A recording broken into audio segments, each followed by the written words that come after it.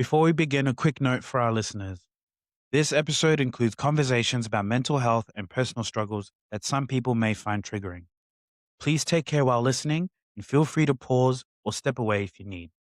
If this conversation brings up anything for you, you don't have to go through it alone.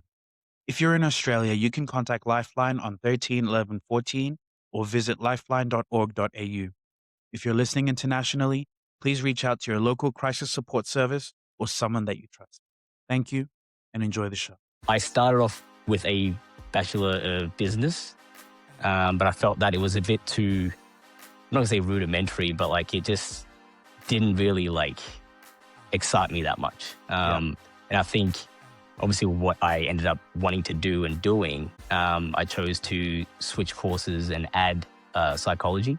Yeah. So I graduated with a double degree in psych and business as well.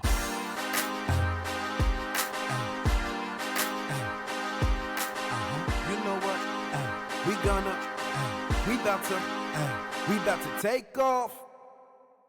Welcome to another episode of Before We Take Off. It's your host, Mufara, and I am here today with Muzi, who is a young professional and founder of Fine Mental Health, which is a mental health hub for men. Muzi, welcome to the show, man. Thank you so much for having me, man. Good to see you again. Thank you for being on the show. I'm really looking forward to our chat, but before we get into that, I want to give you the floor, man. The launch pad is yours. Give us your story from the beginning. Give us the background. All right. Well, it's a long story. No, not really. So obviously Zimbabwean background, born in Bulawayo, Zimbabwe. Moved here when I was 8 with my family. Quite a big move and obviously big culture shock. But I immediately just, got straight into the culture here, straight into the assimilation, accents all here. So big Aussie now. But yeah, my story is really more about kind of like growth and moving on to the next kind of phase in my life, closing one chapter, opening the next. Kind of grew up in Finley, New South Wales, country boy, moved to Shepparton, and then finally moved to Melbourne here when I was doing uni. But yeah, and then all in between, soccer kid, now uni, working professional, everything in between. Yeah. What did you do at uni? I started off with a Bachelor of Business, but I felt that it was a bit too, I'm not gonna say rudimentary, but like it just didn't really like excite me that much. And I think obviously what I ended up wanting to do and doing, I chose to switch courses and add psychology. Yeah. So I graduated with a double degree in psych and business as well. Yeah, that's huge. Obviously coming from, Zim and coming to Australia, like I understand it is a massive culture shock. I think I was pretty much Yeah. the same age when I made the move as well, about 8 years old. And yeah, like it is a huge culture shock coming here. But I think it would have been interesting, I'm sure, coming from Zim and then moving to essentially country New South Wales first, right? Like Dude, that ain't yeah, I have the funniest story with that. So when mum was here first, and then we all moved to meet her here. And she was yeah. telling us all about Australia and whatnot, and we were, sussing it out as much as we could there. And then we land in Melbourne, yeah, Tullamarine. So I'm Yeah. like, this looks amazing. Like, what is this? Then we're driving down the highway, and I'm like, oh, this is good. And then as a kid, you take a nap in the car. 1 hour leads to 2. You're still sleeping. You wake up. Mum's Yeah. like, yeah, hey, we're here, and it's just nothing. It was insane. But I think that was one of the fondest memories I have of my early days here. But I wouldn't change me a country boy for anything. Yeah. And then, you made it to the city. Welcome to Big Smoke. Yeah, yeah. Oh, finally, yeah. So tell me, like, obviously, I know you've got quite a big athletic background, and you mentioned before, you were a soccer kid growing up. So Yeah. obviously, you're big on football. I've noticed you're big on wrestling as well. Like, what is it about, those two sports? I think, well, with football, soccer, like every kid, goes through that kind of phase. I mean, it just depends on if you just latch on or, you go on to something else. I think Yeah. for me, like I just loved it so much. And then when we moved here, there was so much opportunity to play. I was lucky enough, and my parents were happy enough to put me through like the NPL system and play there for a few years, and got into a program around year 12 where I got 4 athletic scholarships to the US. Oh, wow. Yeah, so that was kind of like, like a crescendo kind of pinnacle for me. I was like, well, this is a great achievement. Yeah. Ultimately chose to, not pursue that because an opportunity to play in Spain came up Yeah. at an academy. And I was like, you know what? Let's try this out. But I think it's one of those things where, you dream of it so much as a kid. But then Yeah. when you're actually doing it, you're like, nah, man. Like this is Oh, really because you're training 5 days a week, and then you have a game day on the weekend. Whether you selected or not, those 5 days are hell, really, on your of course. body. Yeah. And I was like a fresh 18, quite a small kid. So my recovery time was just, weeks. So for me, I was like, you know what? I don't think this is for me. So I kind of like tried to suss what else I could do, what else I was good at, what else I was really more importantly passionate about. Yeah. And that's why I ended up going down the uni route. Man, that is I had no idea about the whole Spain thing. That's crazy. Yeah, yeah, yeah. Do you do you miss that? Do you think that was a, like, missed opportunity? Do you ever think about that moment at all? I haven't in a while. Yeah. Because around that time I kind of like fell out of love with the sport and Yeah. even watching it as well. Like I'm a Chelsea fan and we were crap back then as well. So I was like, you know what? It's a great correlation here. Let me just step away from it. Um, but recently, yeah, I've gotten back into coaching. Yeah. I've gotten into coaching, and my love for the game is, reignited really. Yeah. But yeah, in terms of playing, I think my days are over at the ripe old age of 27. But it was a great experience, man. I couldn't really, yeah, I have fond memories of it. Although I didn't pursue it, Yeah. past that. But yeah, no Man, regrets. I mean, it'll always be a part of you, right? Like, and I think it's fantastic first and foremost that you even had that opportunity, you've had that experience, right? And Yeah, then that's now something that you can say you did, and very yeah, proudly so.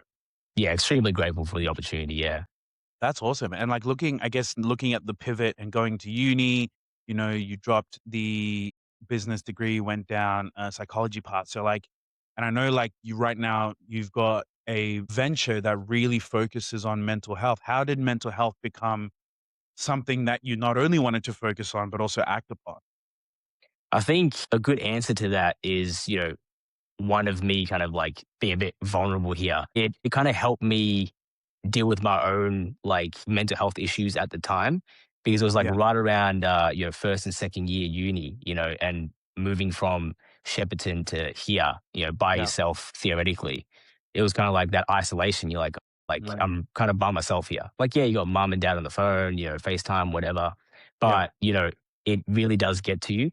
But I think the biggest thing for me, the biggest switch was seeing other people go through it because I'm a selfless person.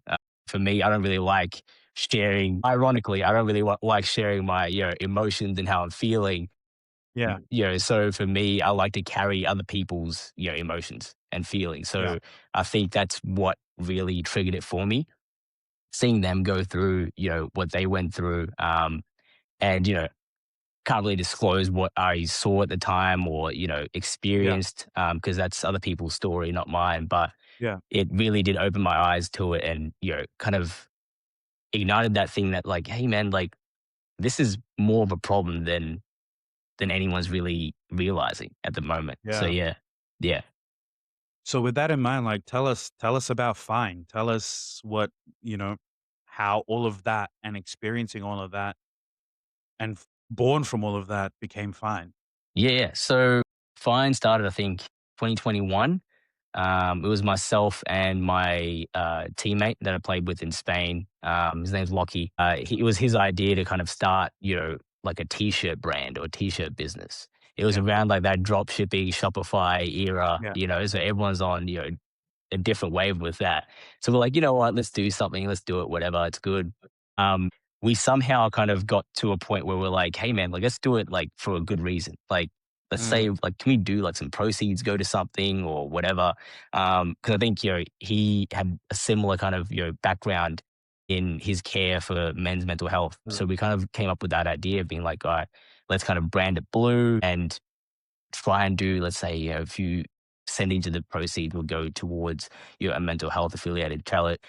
So that's kind of how it started in its Yeah. inception. Fast forward a year or so, he had to drop out because he had his own ventures that he wanted to kind of pursue and didn't have Mhm. the capacity to hold on to both.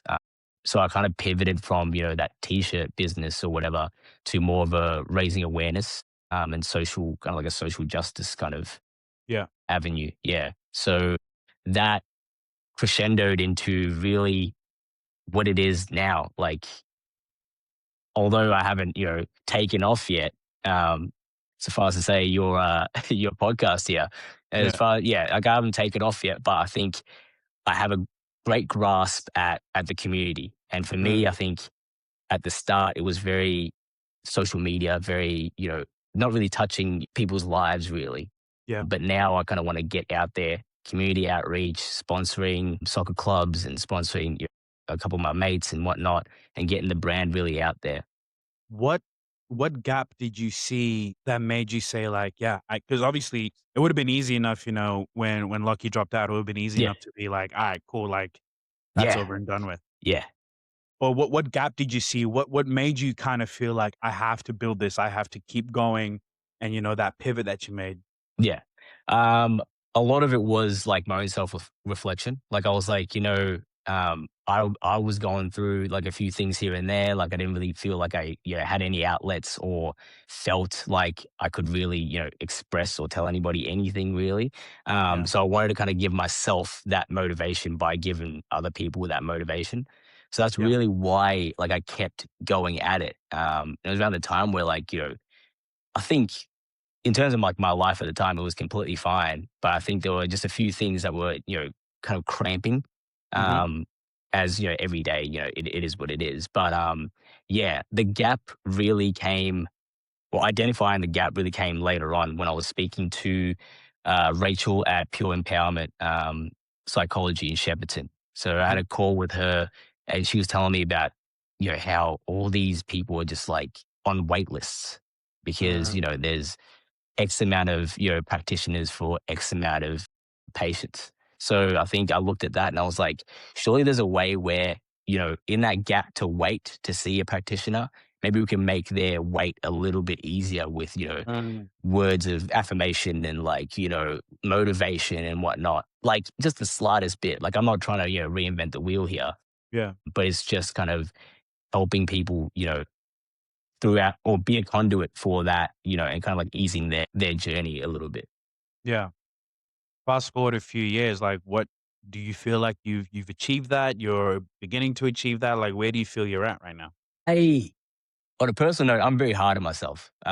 So for me, it's really hard to identify, when I'm doing well, because I don't, necessarily think that, you know what I mean? Like, although Yeah. yes, I'm making steps here and there, I'm kind of like, could be better. Nah, you could have done this, could have done that.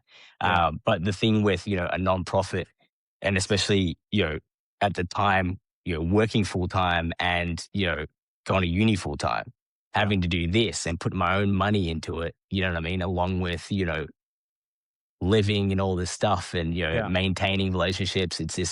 It was very, yeah, it was very difficult to kind of like keep that momentum going, Sure. along with the fact that, I was very, very, very hard on myself. And how do you balance, working in an environment where there's such a deep focus on like men's mental health? And like, I do want to say, like, I think there is definitely a lot more of a spotlight on men's mental health than there's ever been before, in saying that I still think it needs a lot of improvement. Like, there's so much we could all be doing as a society to better support mental health. But how do you kind of balance working in this environment, working with people who have these stories, who have these experiences with their mental health while also protecting your own? Yeah, it is tough. Obviously, fine is my kind of at home job, I guess. My day job, I work in HR, but I do deal with people and whatnot. But I think with this, especially with Fine, it being a social media kind of platform, you do Mm, get messages and calls from people. But it's one of those things where it's really hard not to like internalize. You know what I mm, mean?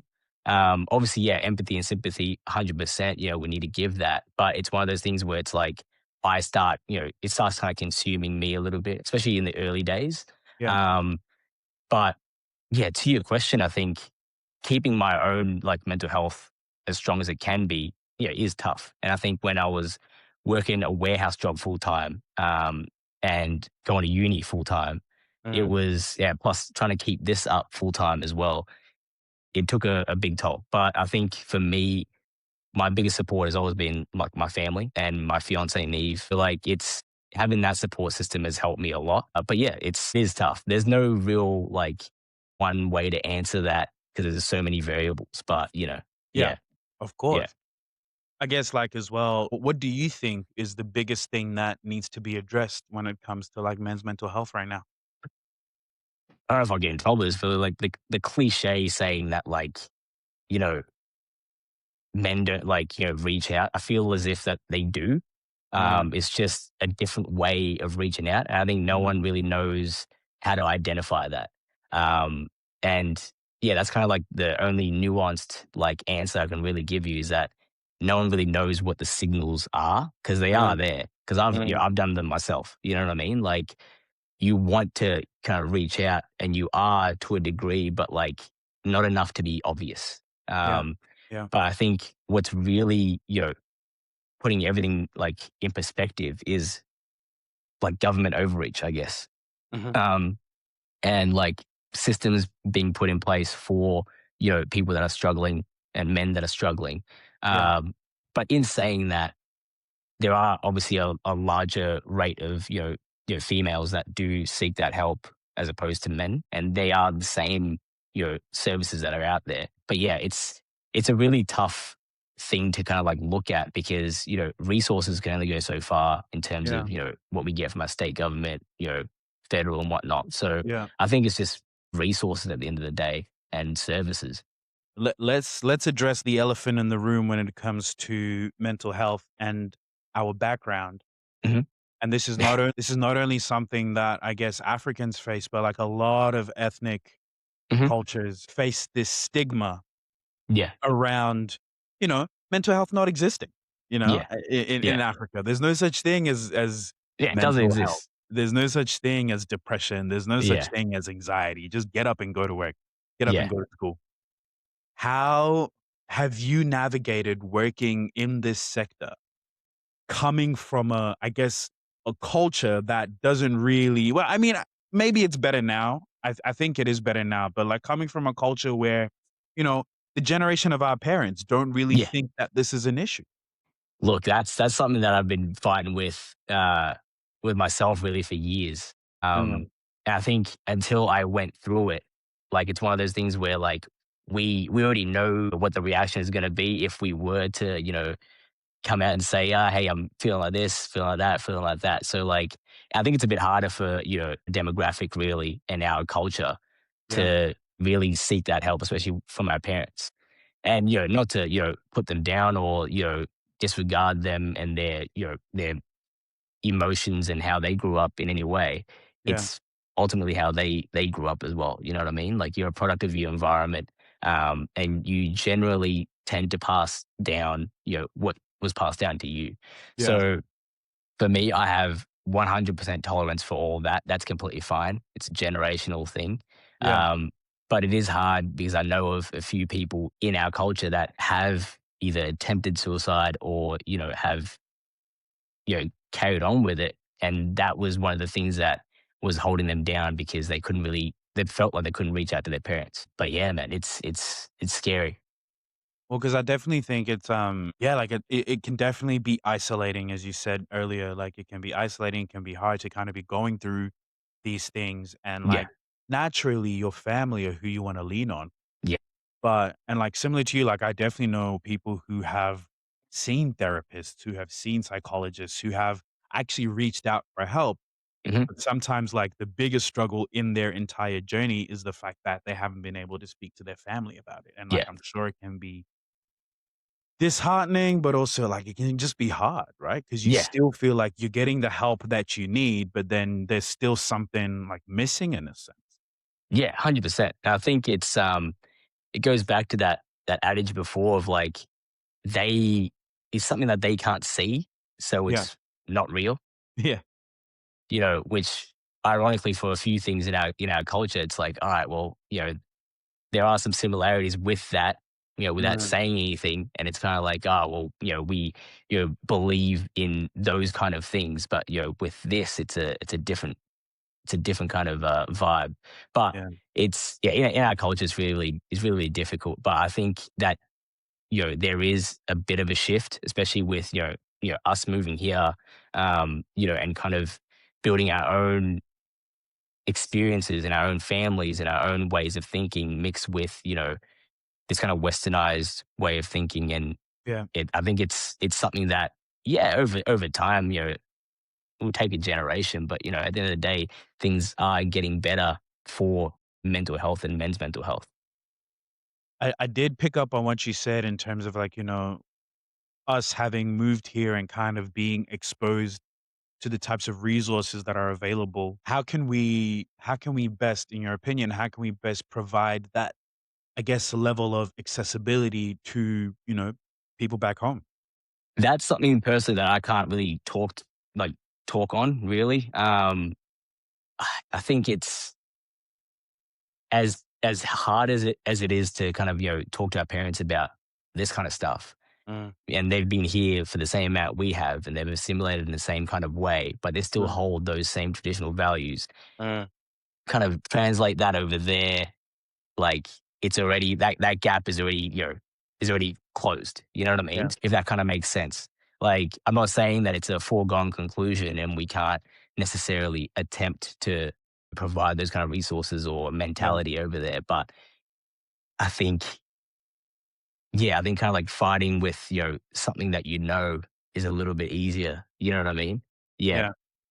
Uphill battle for sure. And like yeah, yeah, definitely, for us and it being a generational thing, like at least we know that in terms of for us, and again, this happens in just about every other ethnic culture. We know that when it comes to our kids and the generations that will follow us, that they will have, I hope, they will have a much easier journey with their mental health and they will have a much more, I guess, open environment to be able to speak to us, their parents, yeah, about it. But yeah, like I think my biggest wish, like I've had my own journeys with mental health and I've had like, my own things in there and like similar, like same thing, like, you don't know how to talk about it with your parents, don't know how to talk about it sometimes even with your siblings, like, yeah, people who are in that similar yeah, generational kind of line as you. I think, yeah, it's one of those things where like I just hope, man, I really hope people back home, like we find a way to make it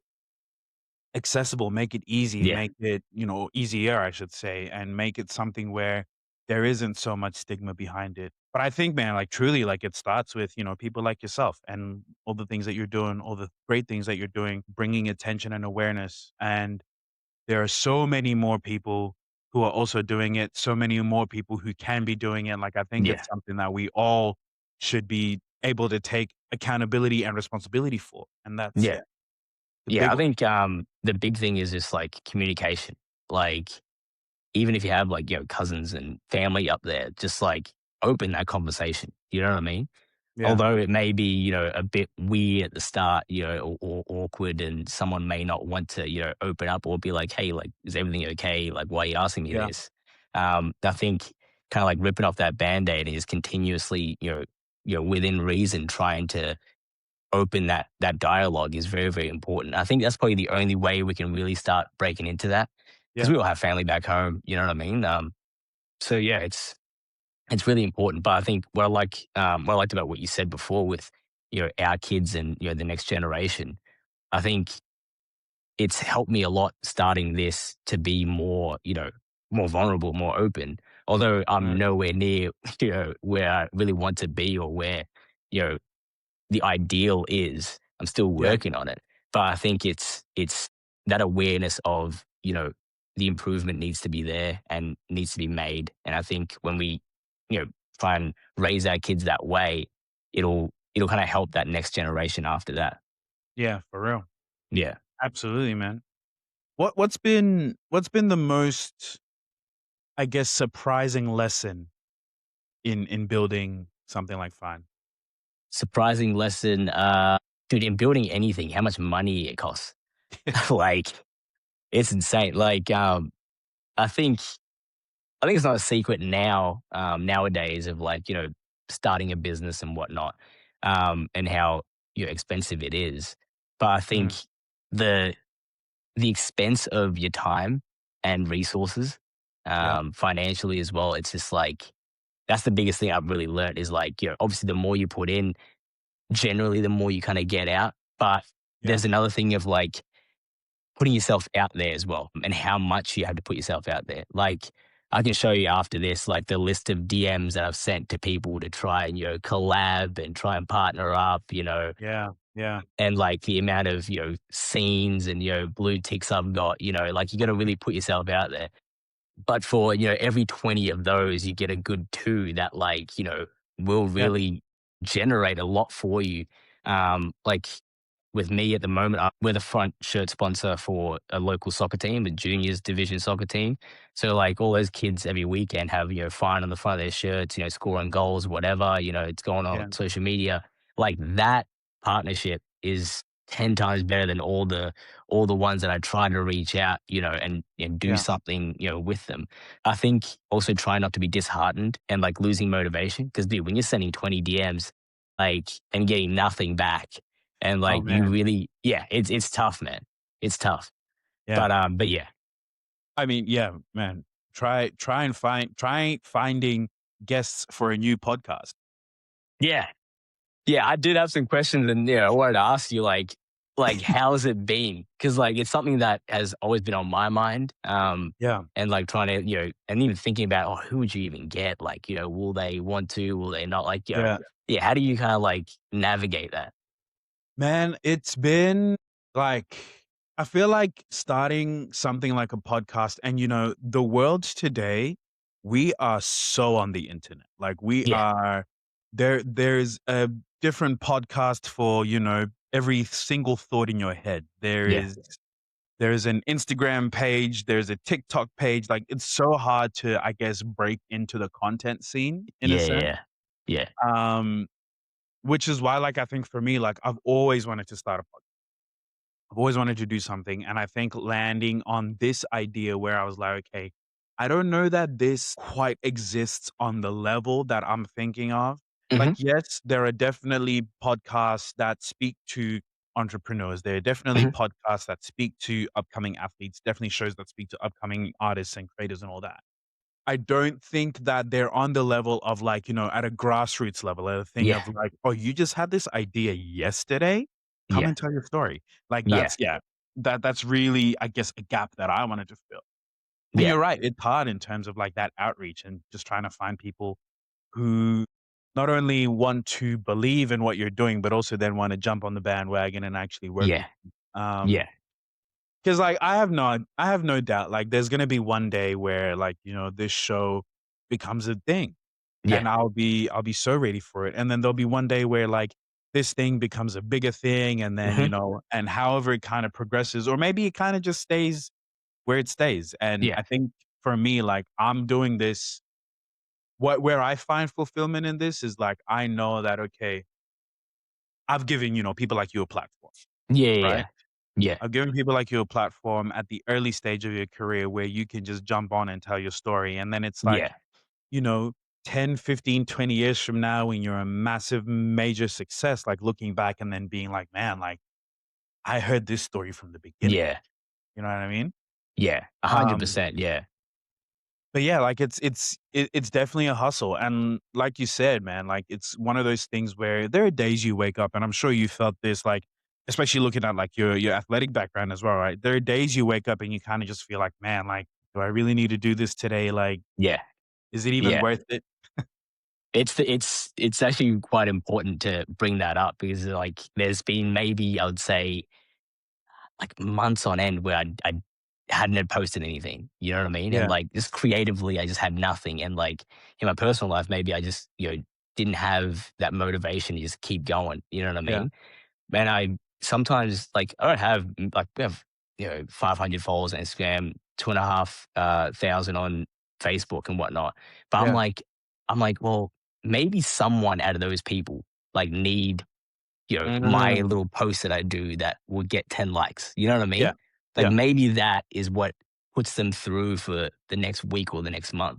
100%. So when I'm not posting, I think about that one or two people, you know what I mean? Where I'm like, I understand that like maybe no one cares, right? Like there's that whole thing of Yeah. like maybe no one, cares at all, but maybe that one or two people do.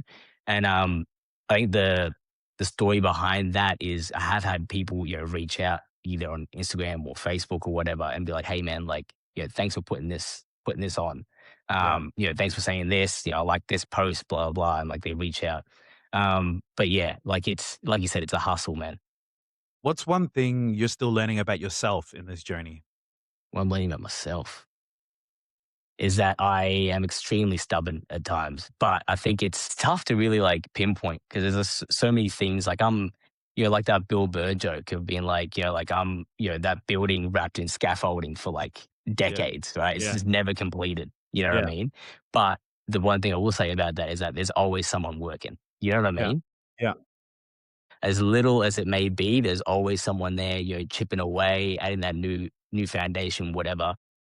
So I think for me, it's trying to learn to take time for myself and not be Mm. stubborn in that way, and and yeah, just kind of taking time for myself, really.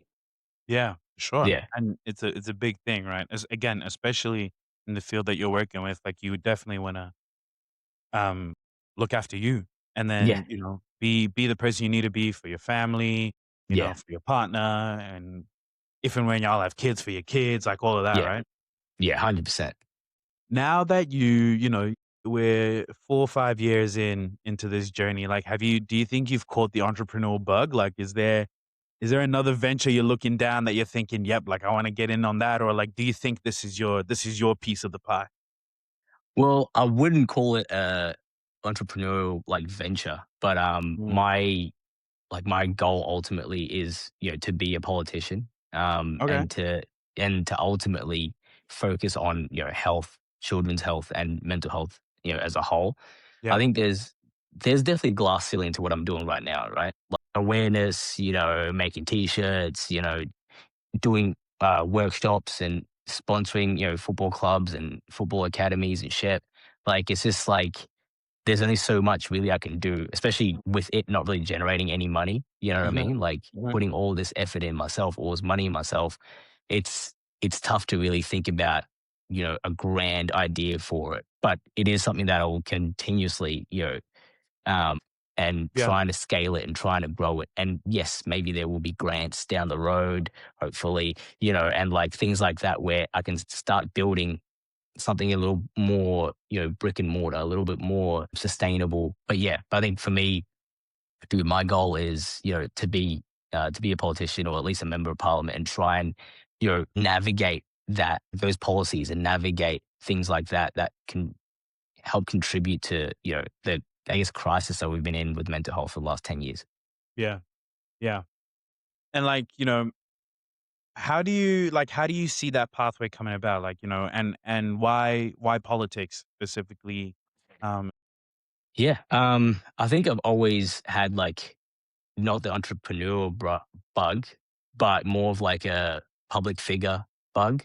Okay. So for me, I've always wanted to be like, in service of people. Yeah. I think I don't really think I have the temperament to be, fully qualified psychologist, therapist, whatever. I don't think I really have that. And I feel like I don't have that much time to do it.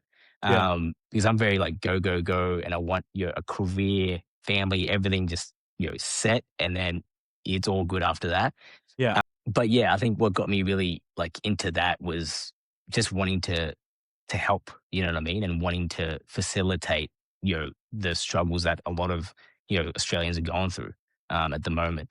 And for me, well, politics is really like a really, touchy subject. I think I mentioned it to someone the other week. I was like, like, my goal is to be a politician. Like, I'm at Yeah. Swinburne trying to, learn, politics, international relations at the moment. Yeah. They're like, oh, like, why would you want to do that? Like, I'm like, okay. I'm like, all right, cool, cool. So there's that. Fair enough. But I don't hold it against anybody. Like, it is what it is. One of my best Yeah. mates, works in policy and stuff like that. So like, I understand it to a degree, but yeah, I think it's a very taboo thing these days to want to go into. But it's something that I'm really passionate about in Yeah. terms of helping people. Um, and I guess maybe that's how it starts. With most politicians, like you Yeah. come in, you're starry eyed, you're like, yeah, man, I want to help, and then you get in there, you're like, well, all right, let's get indoctrinated into this. You know what I mean? But we'll see. Man, that's big, man. That is Yeah. fantastic. Yeah. It's gonna be look, I think if anybody is gonna change the political landscape, especially in Australia, is gonna be a young black man. So you do I it. appreciate it. Yeah, I'll try my best. I'll try my best. And then so I guess looking back and like reflecting on everything that you kind of like, you've been through, all the things that you've built and like where you are at this stage in your life. What is one thing what is one piece of advice you'd give to your younger self? Oh, it's a very, very good question. I think probably like it's cliche, but like believe in yourself. You know what I mean? Like Yeah. okay, I'll change it. Bet on yourself. Yeah. Early on, bet on yourself. I know it's hard, like early on, when you have you're under the umbrella of your family and your parents to kind of be your own person.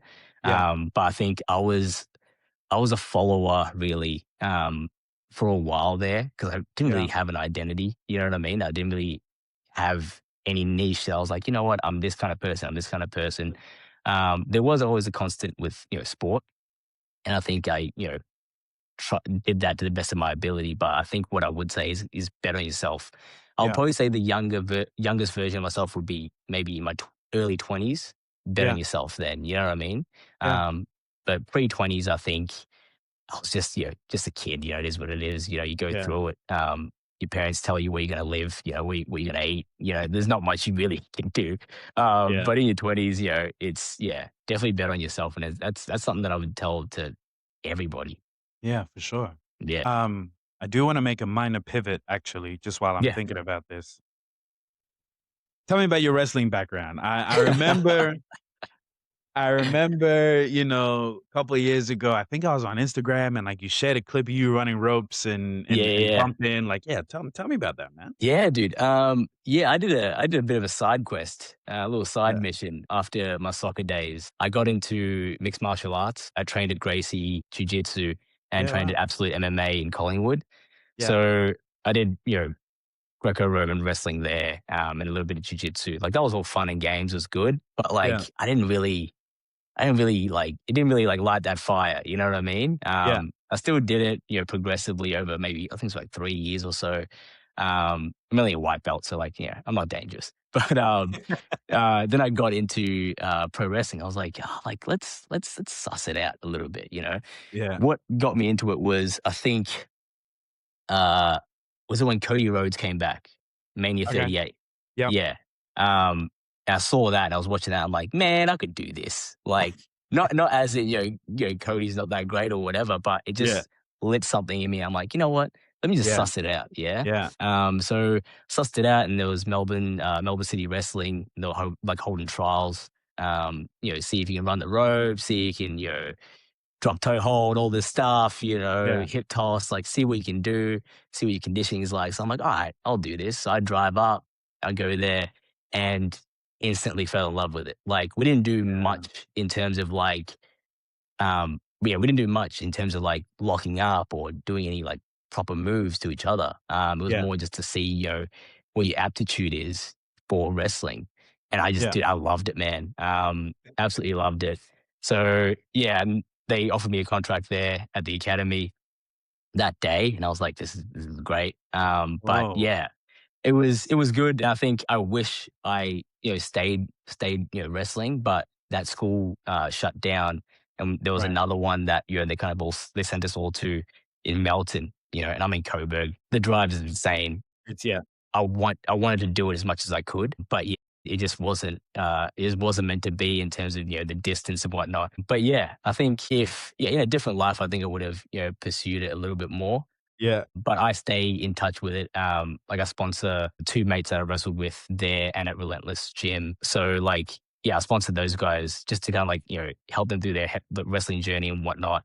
Although Yeah. it's not, it's not much. It's something that I want to keep in touch with because I really believe in them, and I Yeah. really believe in what they can do, Elliot and Will. So I'm really liking what they're doing. But yeah, man, really really passionate in wrestling. Really really passionate. No, I love that, man. I love that. Like, I think it's insane. Like, there are so many things about you and I that parallel, like almost Yeah, exactly. Like, we moved to Australia when we were 8.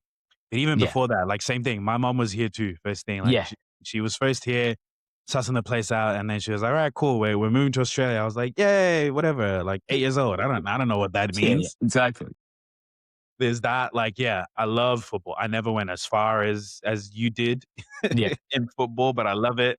I yeah, love wrestling. I've loved wrestling since I still remember the first episode of WWE Raw that I saw was the 2005 draft, and John Cena was yeah, drafted to Raw. That's yeah, the yeah, yeah. vivid memory, and I was in That's the a gym good when one to that happened, start on. Yeah, that's right? good. Like, Yeah, it's just, yeah, crazy. Chris Jericho, John Cena in the ring. That is the first segment of yeah, wrestling that I've yeah, ever like, that I vividly remember that I watched. yeah, And then from then I was hooked. It was yeah, yeah, it's crazy. But yeah, yeah. man. Hey man, I've really appreciated your time and like I've loved our chat. I'm gonna kick off to 3 rapid fire questions that I ask every guest on before we take off. Sweet. You ready? I am ready. What is one thing you do again? One thing I'd do again, Yeah. pro wrestling, Yeah. Nice. 100%. Okay. What's one thing you'd never do again? Oof. One thing I'd never do again, dude. This is not rapid fire with me. Like, I want to really think about this. One thing I'd never do again. Wow. This is always Nah, the I one got that nothing. stumbles people. This is tough. This is always all right. Well, you got nothing? One thing I'd never do again. Honestly, funnily enough, play pro wrestling, it hurt like hell. That mat hurts like hell. That's the Fair best I though. got for you. Fair, fair. All right. And final question. What is one piece of advice you wish someone told you at the start? At the start, yeah, definitely, like I said before, like definitely bet on yourself. Mhm. And like you will keep progressing. Like Mhm. no matter how small what you're doing is, no matter how minimal those likes are on that one post, like that still is carrying, you know what I mean? Yeah, So yeah, no matter how little something is, like it will be fine. man. Bet on yourself. I Bet think on that's a yourself. message. Yeah, that's a message everybody needs to hear, Yeah, regardless of, whatever they're doing. yeah, 100%. Muzi, man, I appreciate you so much, bro. Thank you so much. Tell the people where they can find you, where they can find Fine online. Let them know. Fine social media hub is on Instagram and Facebook at Fine Mental Health. So just check it out.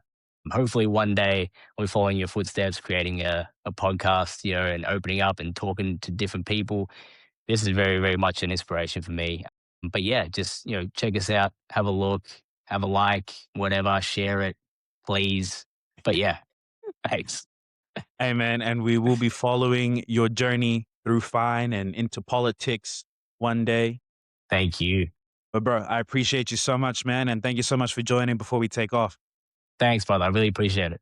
And for everyone else that's listening, thank you for joining us again today. This has been Muzi, and my name is Mufara, and you are all fantastic. Thank you for coming back. We'll see you in another episode very soon.